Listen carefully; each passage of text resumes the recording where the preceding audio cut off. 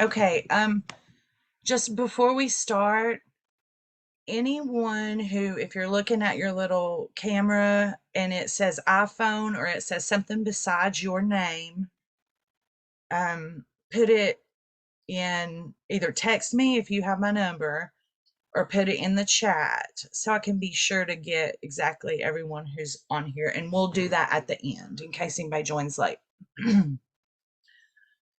So, what is this training? So, the state has come up with this, and granted, there were a lot of great people who helped create this instrument. However, the leaders of the state get in there and do their thing also, and they're not. A lot of the times, it's not an easy read. You can think of past assessments, right? Even though the environmental rating scale, which is what we did previously for anyone new to childcare, even though it was very detailed, it told you exactly what you needed to do, there were hidden things all through there. I was an assessor. And one of the reasons I quit is it was like a secret, right? It's like, oh, don't let providers know this is what we're looking for. And I don't know why they do that. And I hope this is something they're doing to try to turn that around. However, I went through every indicator on both of the assessment tools and found there are a lot of indicators where they're asking you to do one thing, but throughout it is written in 5 different ways. So it can be confusing. Um, that's why I've done this. I have a hard copy here of every single indicator related to everything that's in this training. However, it is only things from the classroom. It is not anything about files, anything that needs to be posted in the main area, anything that needs to happen in the kitchen. This is just for the classroom. So be sure to always remember that. This is only really teachers and assistant directors who are going to see the staff through this process. That's what this is. Um, Also want to mention with the environmental rating scales that we did previously, we talked about how it's very specific. It says you need, 5 of this, 5 of this, 5 of this. It says you need to say these 2 things. This one is not specific at all. It leaves room for a lot of different interpretations. And we know each licensing counselor has their own personality, they're either really uptight or not, they're detailed oriented, or they're just fly by the pants. So we know it can and it will be scored differently. You could have one counselor in one time and you're going to get this score, and the next time it could be completely different because that's the way they've designed it. So let me give you an example. Developmentally appropriate practice is all through this thing. It's everywhere. However, there are so many things about DAP. Let me show you. This book right here is, oh, you can't see it because of my little thing. This book, it's a huge book on developmentally appropriate practice. Okay. So, do they talk about dittos? Dittos are not age appropriate. Do licensing counselors know that? I don't know. Are they going to stick to that rule? Who knows? So it's either you memorize that whole DAP book, or you could be subject to one scoring it this way, one scoring it that way, if that makes sense. But hopefully this will help cover us because I have went through every one of them. Okay. Oh, I forgot I had to do that. Sorry. Okay. Going over some really important definitions that are throughout these guides. Accessible. Accessible means children can access it. They can access it by themselves and there's no restriction. So, something that you have put up high is not accessible. However, it is available. Available means it is accessible to the children when requested. So if you bring it down, that's available. Accessible are toys on little shelves in your centers. They can grab them. Another thing about accessible, if it is in a container with a lid, that lid has got to be able to come off super easy. Nothing complicated, just pull it back and it's open. If not, it's considered available, not accessible. And most of the things for materials are required in here to be accessible. Some things available. Then also there's developmentally appropriate practice. It's written all throughout here also. What the definition of that is meeting children where they are in their development. In order to do that, you have to know development. And you also have to know each individual child and where they are.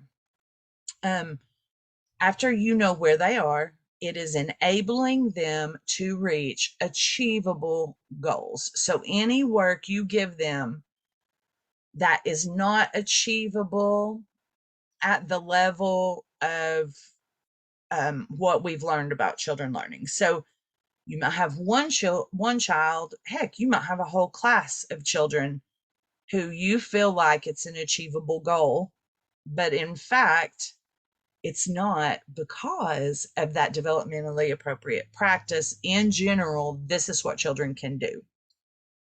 Keep that in mind. Okay.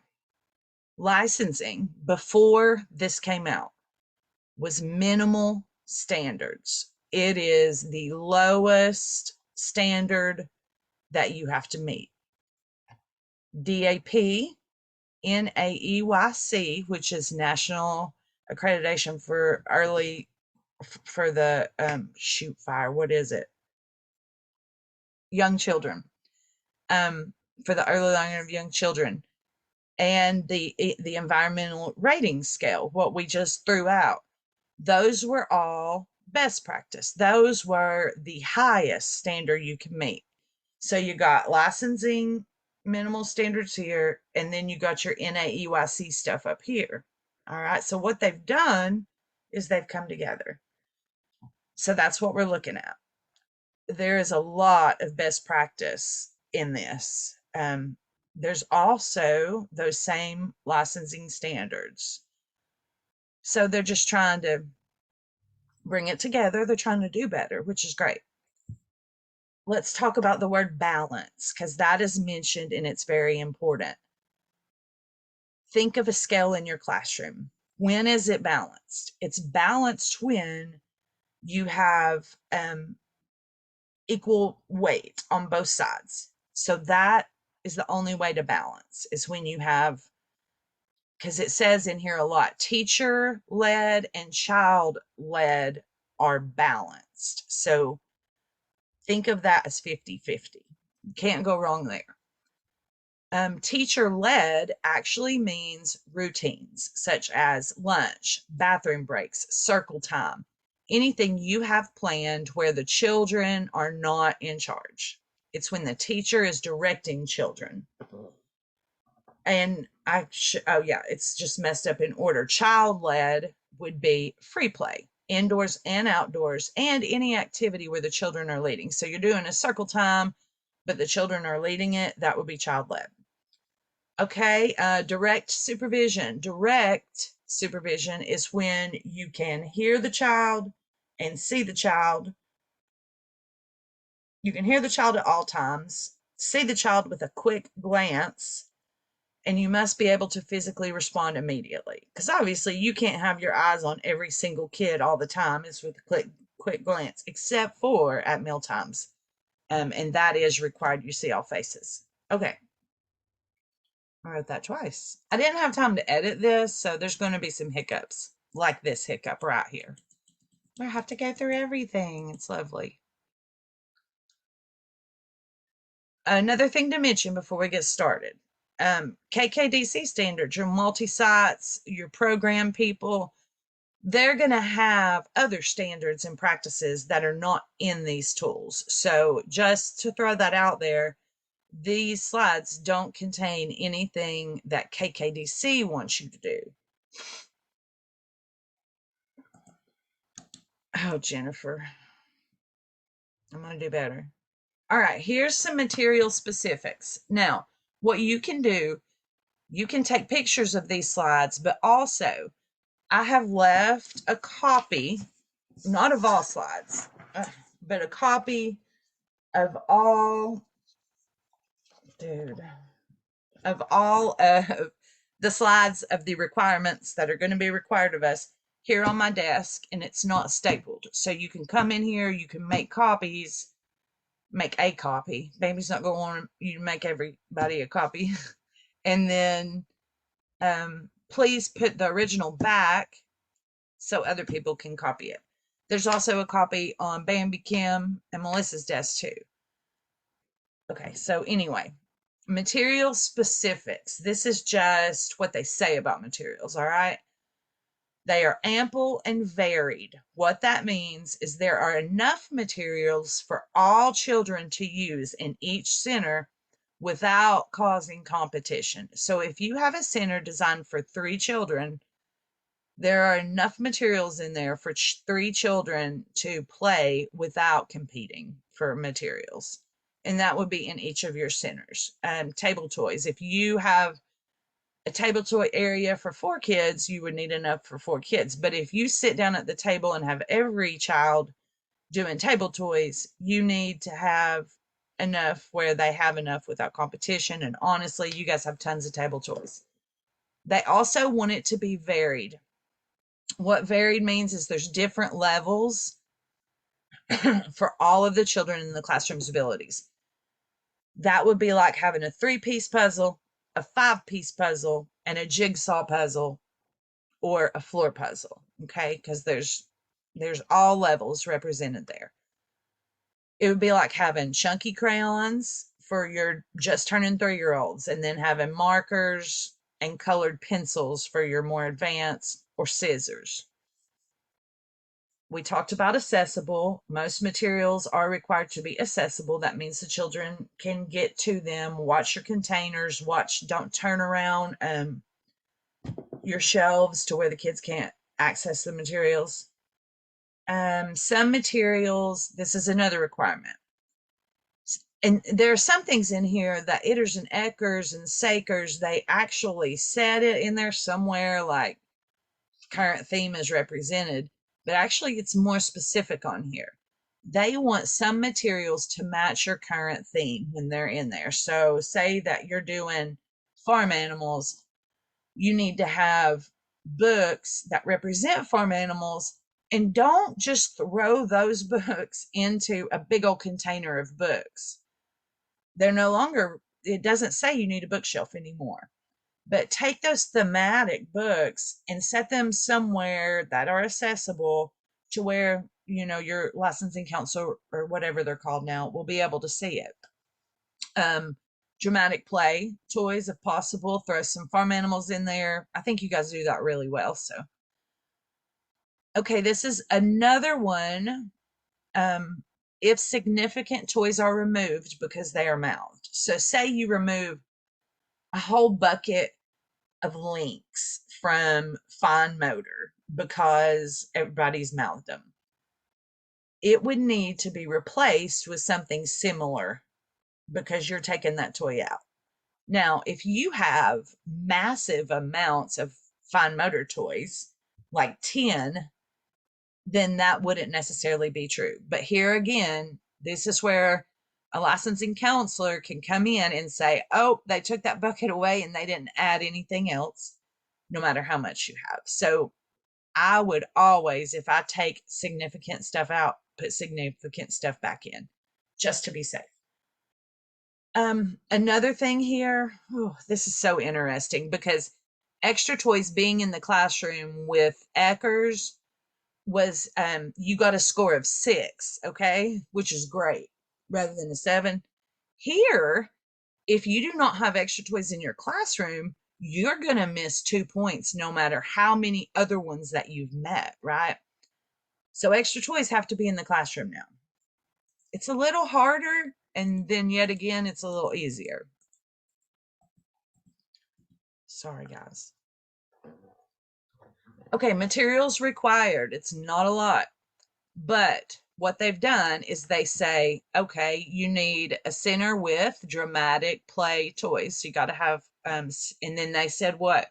It needs to be, everything needs to be ample and varied. So therefore, you need a lot, ample and varied dramatic play toys. You need ample and varied blocks, ample and varied fine motor toys, ample and varied books and cozy. You need a variety, they emphasize that, of gross motor materials available indoors and outdoors. I will tell you, gross motor is a lot more hyped up in this assessment than it was in the old one.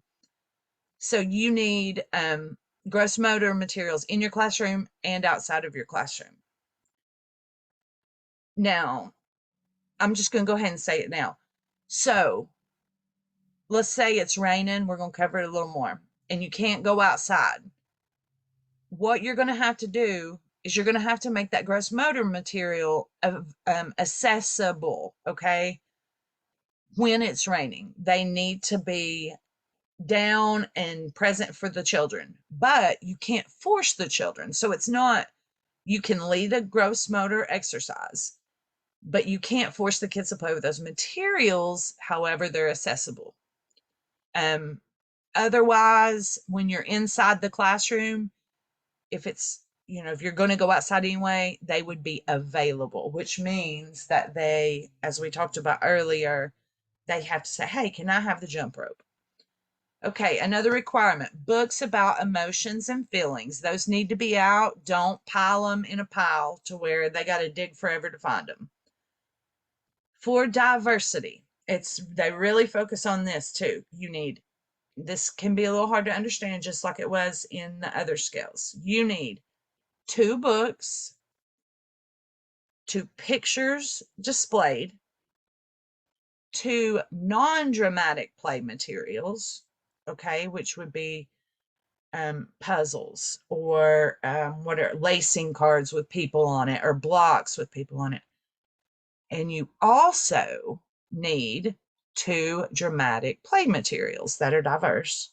So 2 books, 2 pictures, 2 materials that are not dramatic play, and then 2 dramatic play materials that are diverse. Here's the catch.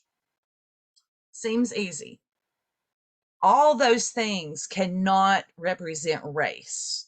You have to represent race in at least one of them, cultures in at least one of them, ages, which is going to be older people, abilities, which is going to be like people in, in your block area, you've got wheelchairs and things like that with disabilities, and non-stereotypical gender roles for male and for female, represent them both. So a picture of a woman being a police officer, a picture of a man being a teacher.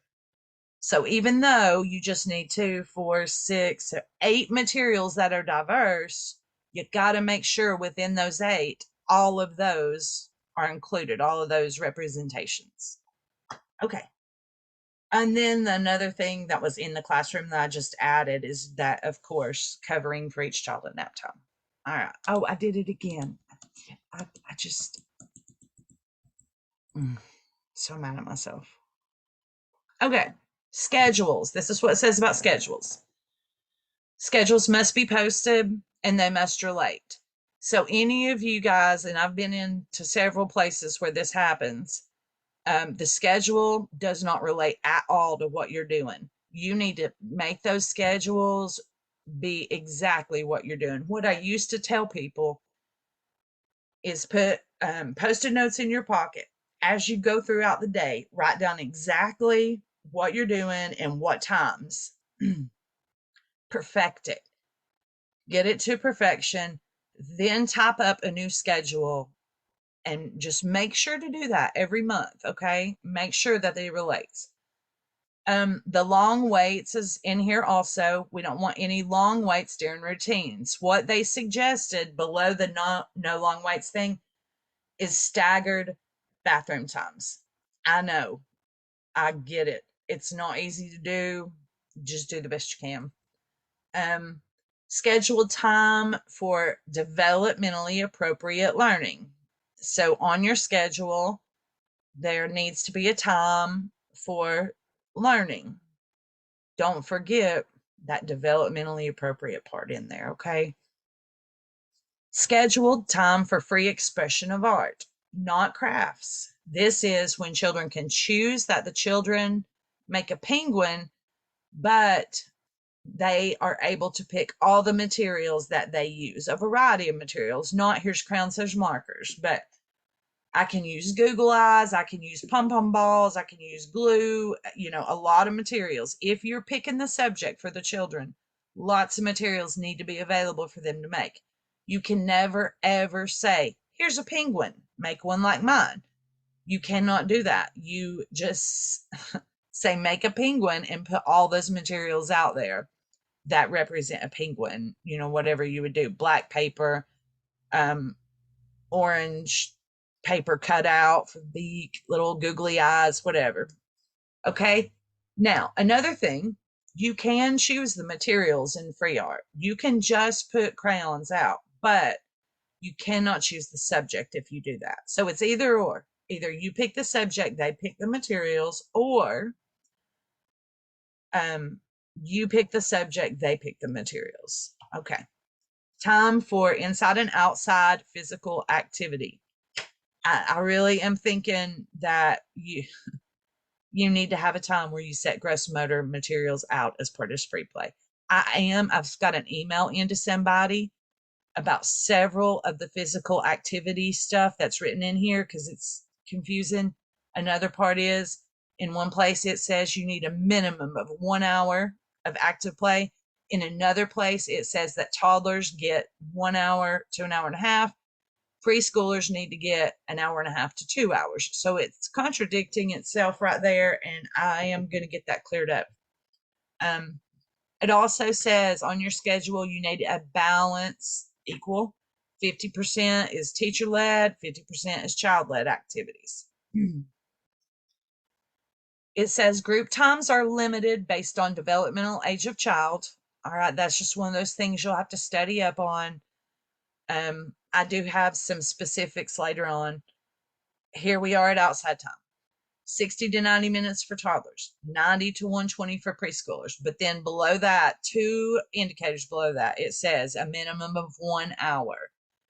It doesn't address infants as it does toddlers and preschoolers. I'm waiting on something for that. Nap time offered to all children. But if they want to rest earlier and they say, can I lay down? I'm tired, that you allow that to happen. It also says that if they do not go to sleep in a reasonable amount of time, before we had specific times, this is leaving it up to you to know what is reasonable.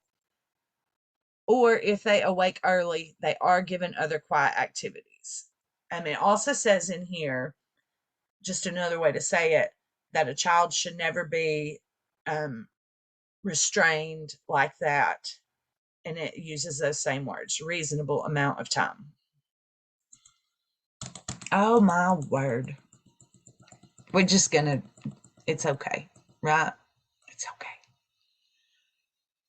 Lesson plans. This is what it says about lesson plans. They have to be posted. They have to match your theme. They have to reflect children's interests. We've done this a little bit in our CDA stuff with my CDA people. High quality would be the way you reflected children's interests is that you take notes on children throughout the week, and then you use those notes to plan your lessons for that next week. That's how you include current interest of children. You guys can try to think about other ways to do that, but in short, that's what they're looking for, is that you are using your interactions with the children to make lesson plans for them. Yeah, the lesson plans need to match what they observe. So on Monday, if you have written down that you're going to do water play and you don't do it. That's what would be a discount. You include things in your lesson plans from different families and cultures into your plans. So that would be like having visitors come and play music, different art mediums you use, things like that. It's like a cultural activity every week. Evidence of these for planning lessons is what it says. So you need evidence that you used health and safety, you used 10 literature, developmental milestones, the ones like from the CDC, developmentally appropriate practice. You're going to see it so many times, and parent involvement. Those are the things she'll be looking for in those lesson plans.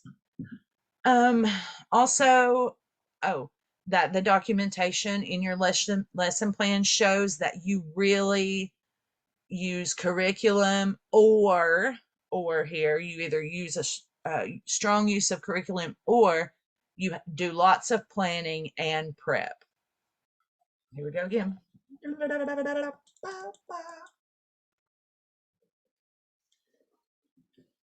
Display postings in the classroom. This does not include anything that has to be posted in the front for the parents to see, okay?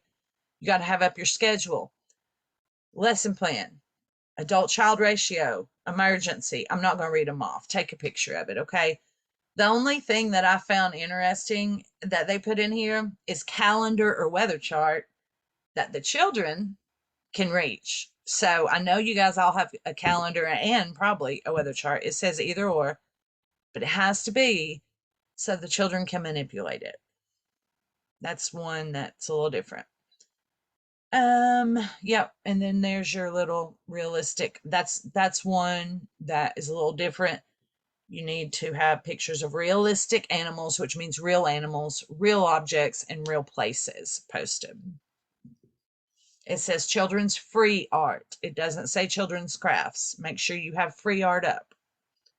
Oh, children's names. It says children's names are throughout the classroom. So it does not say posted, but common sense, I think, tells us yes, that you have the children's names on cubbies, the children's name on chairs or whatever.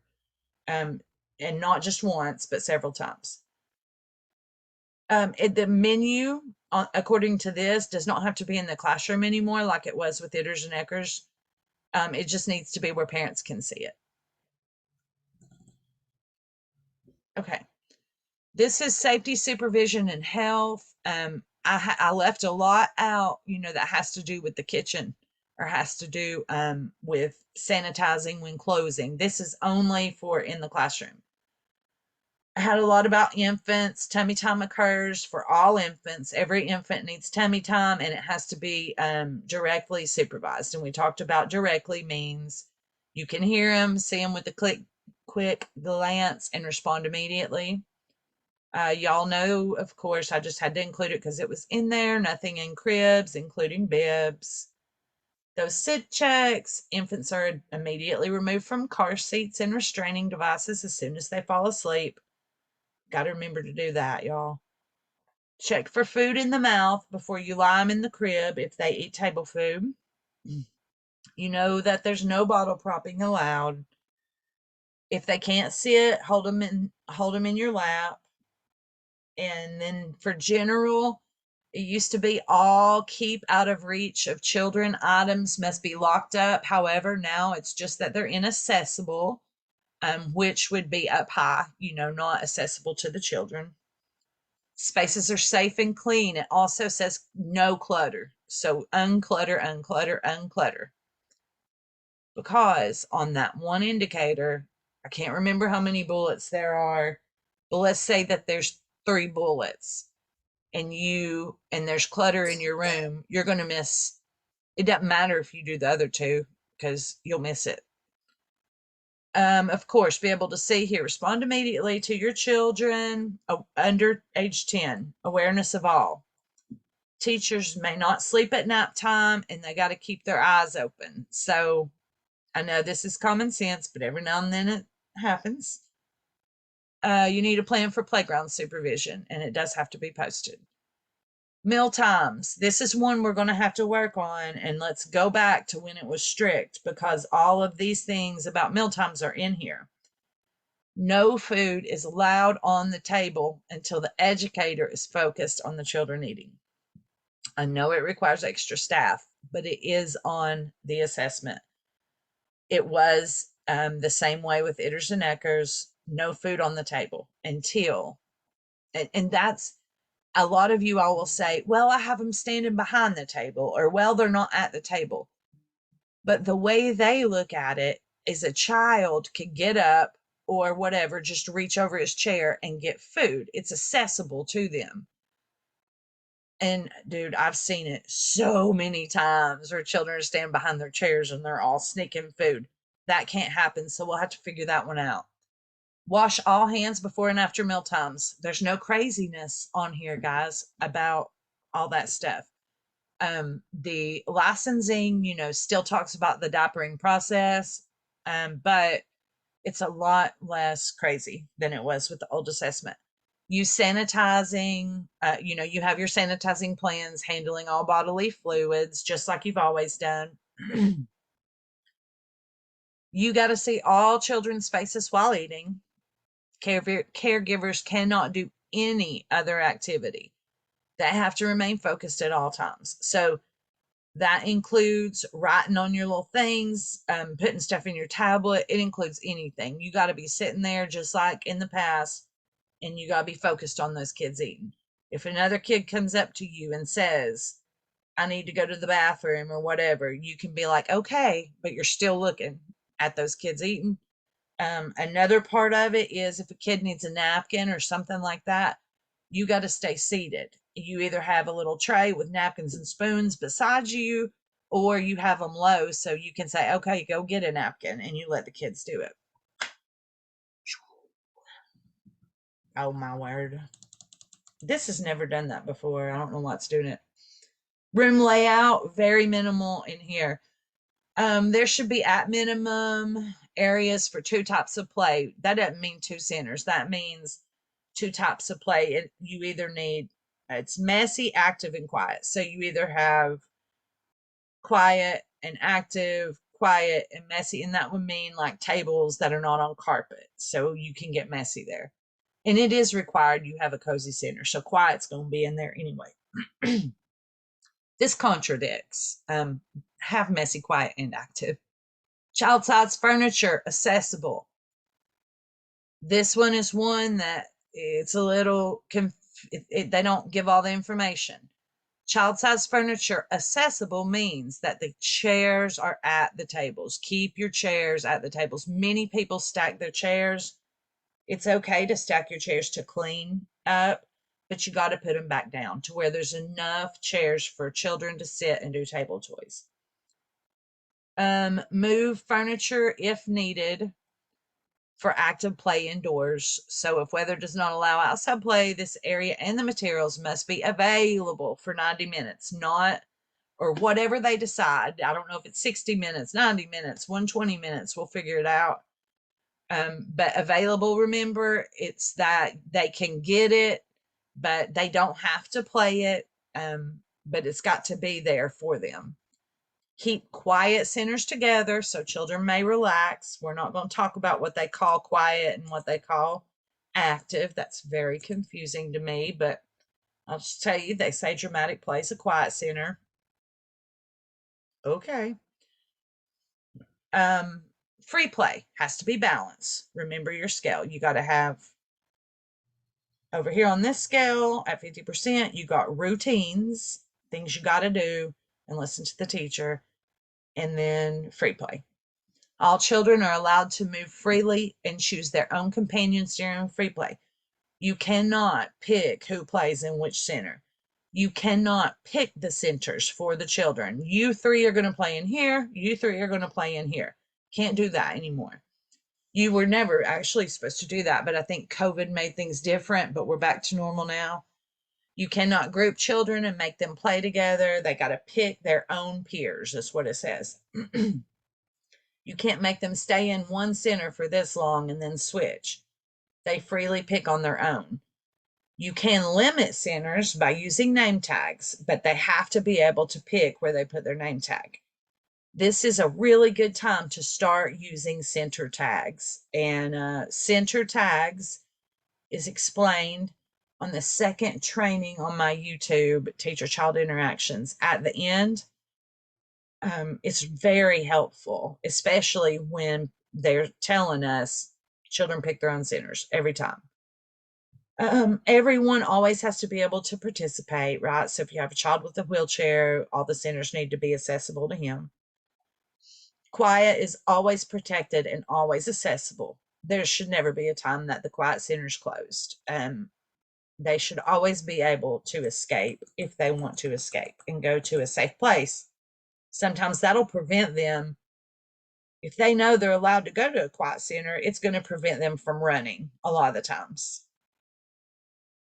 All right, group times. Here we go. Group times limited based on children's age and the ability to encourage independent exploration. That's a weird sentence to throw in there. What it means is you are still, even at a group time, promoting and encouraging independent exploration. Interesting, eh?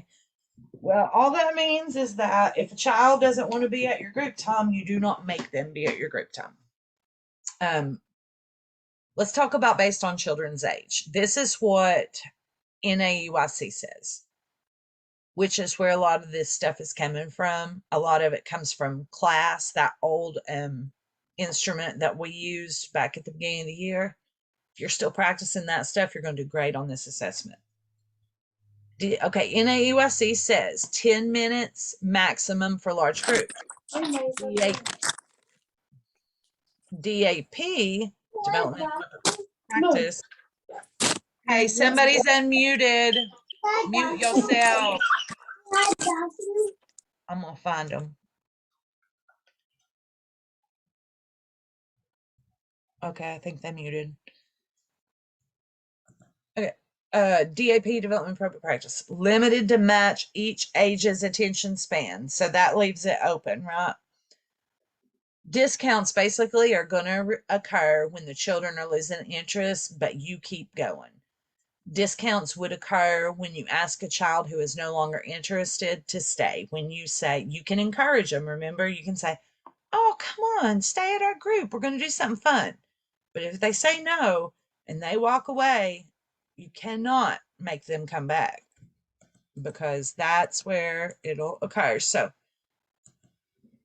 limited to match ages. That's where you're at. And you kind of figure that out on your own, but be smart about it. Use DAP, best practice, and NAEYC to judge your decision. Language to use. Several times, many times, it says warm and positive at all times, even with a firm voice. You will need to talk to these children as you would want someone to talk to you. If you're ever in doubt, ask yourself, would I want someone to talk to me that way? Emotion attached to his tone. Oh, sorry. I was given a break in the school age room the other day. The number of children in the room that day had exceeded any other room in the organization. Austin, the teacher, told them in a very firm manner that if they continued a certain behavior that they would have to stop the activity. He did not raise his voice. There was no negative emotion attached to his tone, but that statement got the point across more effectively than so many times I have seen teachers screaming at the top of their lungs. So you're using a firm voice. However, it is not raised and there's no negative emotion attached to it.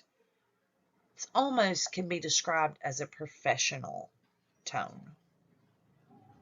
Like a I'm the adult tone.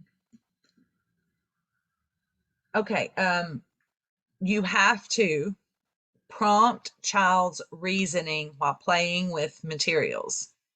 It says video, but I didn't do it here. This was also in Ecker's you prompt the child's reasoning while playing with materials. So that is somebody's playing with blocks and you say, how high do you think we could build this before it falls? And you let them answer and think about it. You're having informal conversations. That's conversations that are not direction. That is real conversations about the child's life, or something you're going to do later on that day. And then also, you do have to have informal conversations during your routine. So, informal conversations during play and routine. You have to respond with more than just a yes or no when a child asks you a question. It can't be just yes, no all day. You got to give them, got to add words to their statements. So a child comes up and says, outside, and you say, you want to go outside to play. I understand you want to go outside to play. Look at it on the schedule. It comes up next. Adding words. Turn taking, serve and return, back and forth. That's pretty much the same thing. I mean, you talk, they talk. You talk, they talk. They need to see that a lot. Asking open-ended questions and let the children figure it out. So here's a little video we're going to watch on that.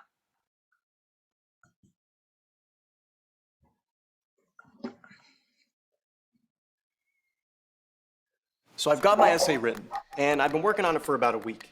So now I'm going to show you how I use Grammarly to edit. Hello and welcome. My name is Meredith, and I am a member of the education team at the Children's Museum of New Hampshire. Thank you for watching our series of videos all about play-based learning. Today's topic is questions. Questions to ask children while they're playing, as well as questions to ask yourself while you are planning or facilitating play. Let's get started. The concept of open-ended questions is easy to understand. They're questions that prompt a response beyond a simple yes or no.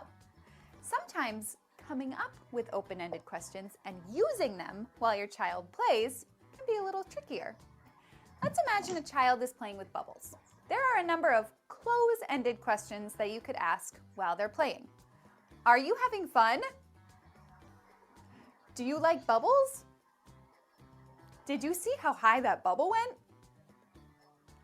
We can easily turn these close-ended questions into open-ended questions by making a few changes.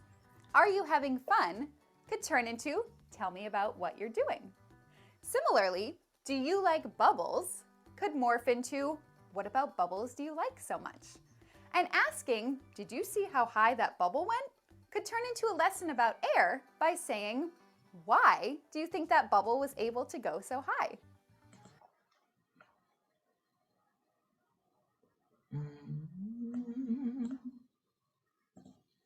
Okay.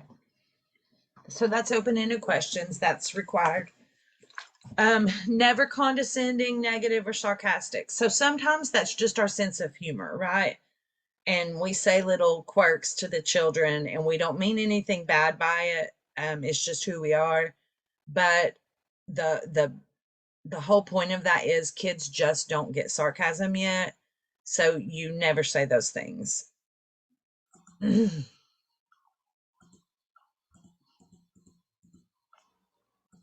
My little hiccup is causing problems. Okay. Interactions. This is what that are requiring you to do according to the scale. Again, use materials to prompt reason. You're going to have to read with the children informally, which means sitting down at playtime and reading a story with one individual or whenever, and formally in a group reading time where you read. But if a child walks off, you can encourage them to come back, but don't spend your whole time yelling at that child. Read the book. They require you hold children on your lap. That's what it says, like word for word, that you sit with children as they play, that you encourage participation, but you never force. Let children lead at group times. I'm going to show you an example of that right fast.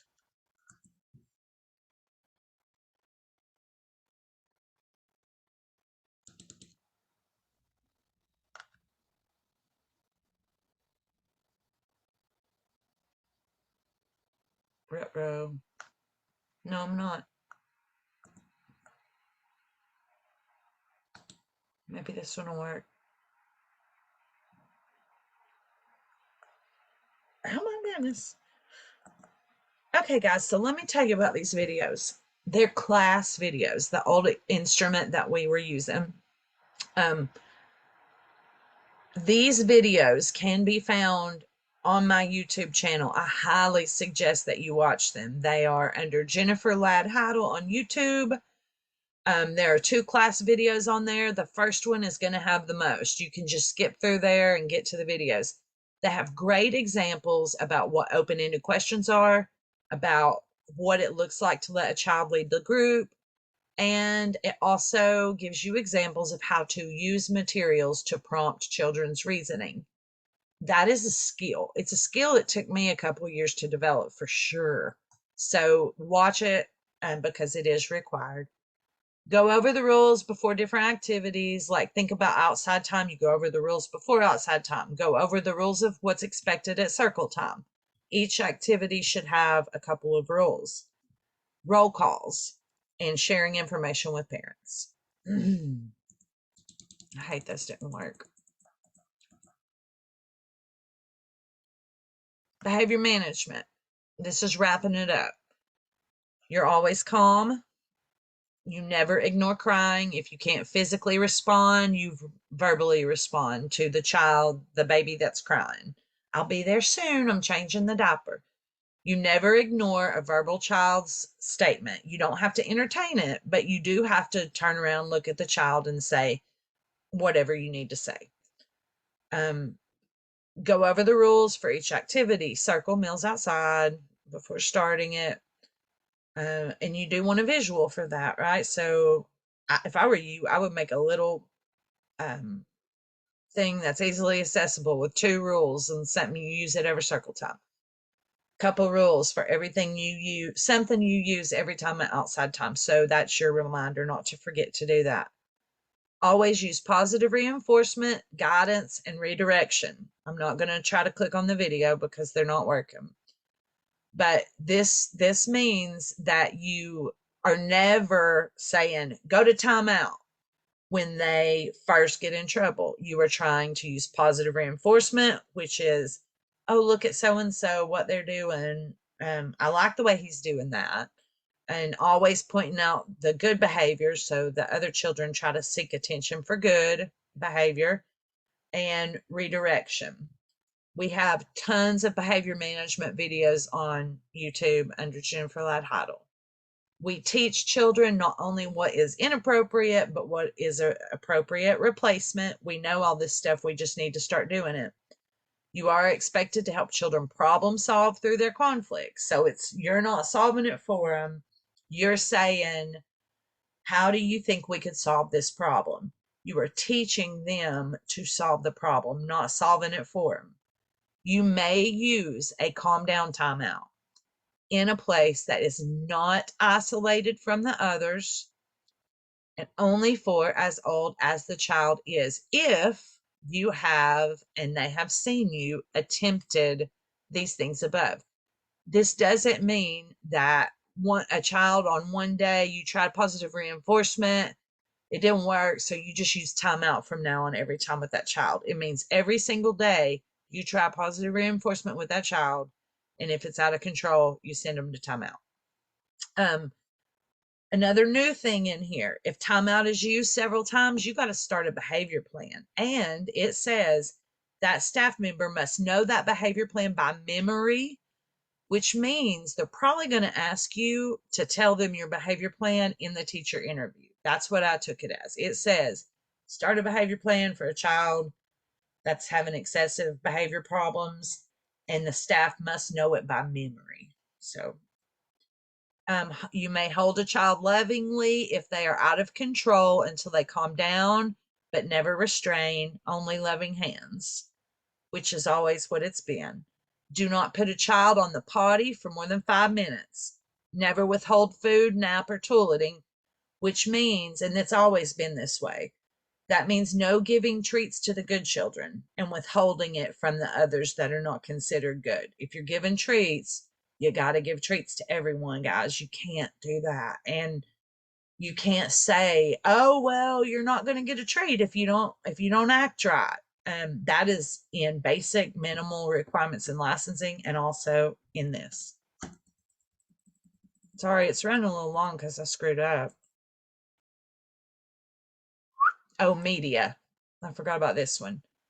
Same as it's always been, guys. Other activities shall always, always, always, always be available to children who do not wish to participate in media time. That's for school age, that's for ECHRs, that's for ITERs, everybody. Nobody under age 2 can ever do media.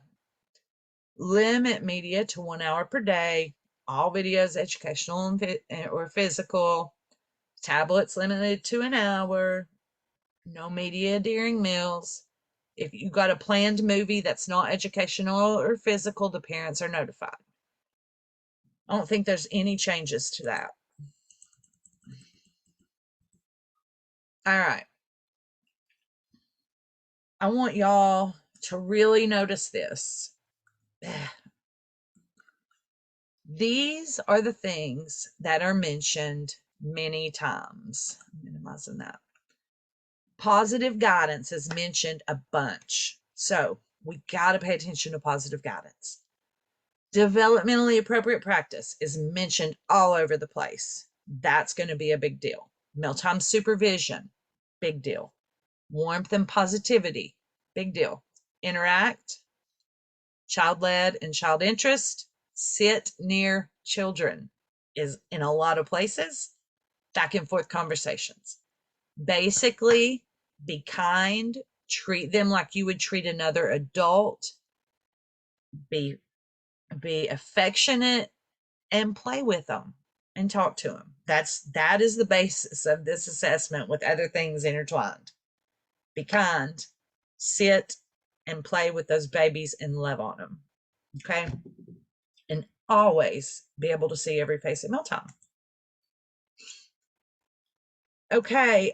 Just some in-house inspiration to close it up. I got a portfolio from Miss Julie south the river, guys, and I cried while reading it. So I had to share some of these things. And I hope you CDA candidates will use this to not just look at your portfolio as something to get done, but a way to grow. And I'm very patient. Any other PDS, professional development specialist, would require, of course, you to have that notebook done as required, page by page, and they would require it done the day they come. I don't do that. I give you guys a chance to finish it. Miss Julie, I think 4 or 5 months she worked on this thing, and I'm glad, and that's what I want y'all to do. Here's some quotes that I had to leave with you guys from one of our teachers. She says, sometimes a child just needs to sometimes a child just needs help. Sometimes they need breakfast. Sometimes they need breakfast. Sometimes a child needs to be alone. So you don't know what kind of help they need, but that's what you're there to figure out. Sometimes they're hungry. Sometimes they need to be away. She also said Dramatic Play Center is a great place to pretend and practice handling emotions. It becomes a peer-led workshop for trying out scenarios. That's pretty amazing. She also told a story about her dad that was very inspiring. And she had carved a map into furniture. And what would most parents do? Go nuts. Her dad sat down with her. He talked about the details that she put in her map. And then he said, now, feel it. See how it dents in. This has caused permanent damage. And that's something we just cannot do. So next time you draw a map, let's draw it on paper. And she said, I left that day a stronger and better person because he met her where she was at. And then he gave her a lesson. So again, these lists of all these things required are on my desk. CDA candidates, keep on texting me because I'll be out for June and July. but I still have my phone. I'm still here for new employees that need to get some 10 pal stuff done. You just got to message me. I'm leaving a copy of the CDA portfolio guide on my desk. I'm also leaving alternative options to CDA trainings on my desk. You can get your multi-sites to grab one, just ask them. New employees, y'all just send me their information and their phone number through text over the summer and I'll enter them in. Let me get your name before we go bye-bye. All right. Oh, we did good. We got 53 people. All right. Once I say your name, you can go bye-bye. Hey, let me tell y'all something. I love this place. I love y'all. The attachments I have here are very strong and I appreciate y'all. I'm learning so much about the realness of it. I know all the research. I know everything about what's required, but I didn't know about the inside of what goes on in a child care center. And I'm learning every day. And I really appreciate y'all. And I'm not gonna cry, but I will miss you. Okay.